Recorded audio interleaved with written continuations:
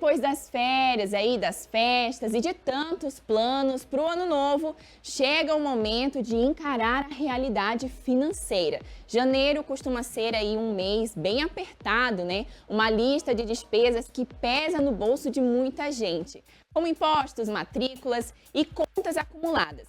Mas será que é possível começar o ano no verde e manter o equilíbrio ao longo dos meses? Para falar e trazer também estratégias simples e eficazes de organização, eu converso agora com o assessor de investimentos, Christian Maicon. Boa tarde, tudo bem? Tudo bem, Pamela? Boa tarde a todos que estão nos assistindo. Prazer participar do programa, falar de um assunto que impacta a vida financeira aí de todos nós, né? Exatamente, um assunto aí que todo mundo tem interesse, né, Christian? Chega o início do mês, a gente acaba gastando muito ali no final do ano.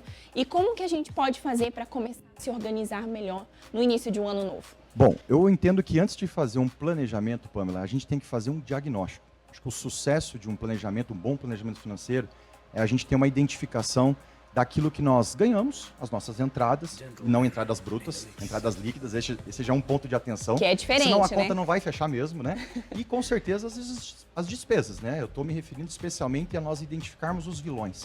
Quem são os vilões que consomem a nossa renda todos os meses? A gente brinca até, né, Pamela, no WhatsApp, né? Tem muito mês para pouco salário. Tem aquelas figurinhas, os memes, né? Que parece que não acaba nunca Isso o mês. acontece com muitas pessoas. E o mês de janeiro, né, tradicionalmente, os primeiros meses do ano, são meses que tradicionalmente nos trazem várias obrigações, vários compromissos. Então, se a gente, ao longo do ano, tiver uma fotografia do que nós ganhamos e do que nós gastamos e aonde nós gastamos, é o primeiro passo para, de fato, a gente ter uma vida financeira bem organizada. Maravilha. E quais são os gastos aí mais comuns no início do ano? Não deveriam ser surpresas para nós os gastos com IPTU, com IPVA, matrícula, rematrícula, não deveriam, mas muitas das vezes são. E além disso, tem os gastos das festas do final do ano que de repente a gente posterga e joga um pouquinho para frente. Mas eu entendo que para a gente, uma dica assim prática para que nós possamos nos organizar, é que nós possamos pegar as despesas anuais, que a gente sabe que todos os anos nós teremos, por exemplo, o IPVA. Vamos imaginar um cenário que em 2027 a gente tenha lá R$ 1.200 de IPVA. A gente pode se programar em 2026, todos os meses, guardando R$ 100 num investimento, né, correspondente a essa finalidade, para a gente chegar lá na frente em janeiro do ano que vem, não ter nenhum tipo de susto. A gente enfrentar janeiro como um mês qualquer, como todos os outros. Com as contas ali que vai ter, típicas do mês, né? Porque mês de janeiro já iniciei com esses impostos que a gente tem que pagar todo início de ano. E como você falou, não era para ser uma surpresa, mas acaba sendo porque não tem o planejamento ali no ano anterior, né?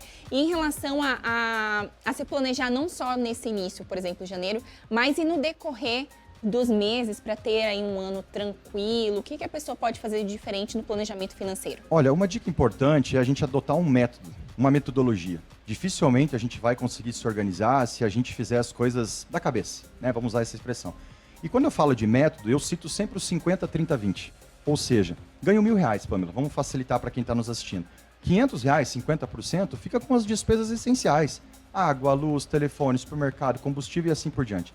30% tem que ficar para o momento presente. Hobby, família, amigos, né? Os homens lá um futebolzinho com os amigos, as mulheres um passeio no shopping. A gente não é um robô, a gente não trabalha, come e dorme. A gente precisa de experiências, de vivência, então tem que ter um dinheiro para o momento. E 20%, nesse caso R$200, para futuro.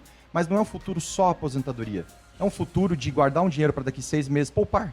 Reservas de emergência, reservas de oportunidade, já começar a plantar a reserva de longo prazo, a reserva de aposentadoria e também deixar dentro desses 20% um dinheiro para o nosso desenvolvimento pessoal, desenvolvimento profissional, para que a gente possa também não ficar só refém de ter que cortar despesas e reduzir gastos, mas ganhar renda extra, ter uma capacidade financeira maior, porque se a gente tiver uma capacidade financeira maior, metas, sonhos, objetivos, a gente realiza com mais velocidade. Sim, questão da qualificação, né? Você aumenta com certeza, valer mais. Suas chances de ganhar talvez um pouco mais, né? Ser reconhecido, né? E falando sobre os métodos de planejamento, a gente tem aí planilhas, aplicativos, às vezes até grupo, né, no WhatsApp, para colocar ali tudo que está sendo gasto. Inteligência artificial que já nos... Inteligência artificial, que veio aí agora com tudo, né? Falando nisso, né, que a gente está vivendo essa era aí da inteligência artificial, Qual desses métodos é o mais prático, mais simples, mais fácil? Bom, eu particularmente utilizo planilha de Excel. Gosto, né? Me adapto assim tranquilamente, mas eu costumo dizer que a melhor ferramenta é aquela que você consegue usar todos os dias. De repente você está buscando algo super moderno, sofisticado, que na prática não é funcional. Então, se, Pamela, para a pessoa, para o seu João, para a dona Maria que está nos assistindo aqui, for uma folha de caderno que você tem que fazer um risco no meio, bem simples, né? Raiz, né? O método raiz. Renda de um lado e despesas do outro, e no final, de fato, você enxerga uma conta no azul, no verde, já está, né, de bom grado. Isso já é muito válido. Só que quantos de nós fazemos esse controle? Pois é. Quantos de nós cuidamos daqueles pequenos gastos? Eu sempre digo, Pamela, que o maior problema não é as despesas grandes. Essas a gente está sempre de olho. É as pequenininhas. É todo dia um cafezinho fora. É todo dia um almoço fora. É todo dia um sorvete fora. Todo dia, por conveniência, um Uber. E soma. Se a parcelinha não vira um parcelão. E, de repente, ela acaba nos comprometendo ali na frente. É que isso acaba enganando também, né, Christian? Às vezes a gente acha que, eu vou pagar R$10 ali no motorista de aplicativo, tá super barato, mas daí é R$10 todo dia. E daí quando você acumula no final, acaba saindo do orçamento. Eu não digo nem os pequenos gastos, mas são os pequenos gastos recorrentes. Aí a palavra recorrente, ela embasa melhor, porque todos os dias, né? Isso vai acabar contaminando o quê, Pamela? A capacidade das pessoas de fazerem sobrar.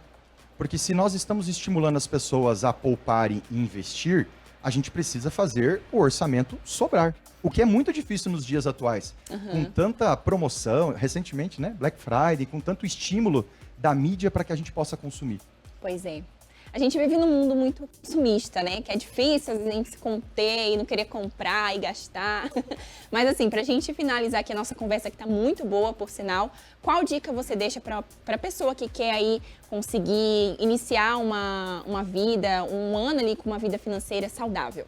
Olha, colocar em prática 3 palavras mágicas da educação financeira que eu sempre utilizo nas minhas palestras. O eliminar, o substituir, o reduzir. Quando eu falo eliminar, é olhar para o orçamento que de fato não faz mais sentido no meu dia a dia.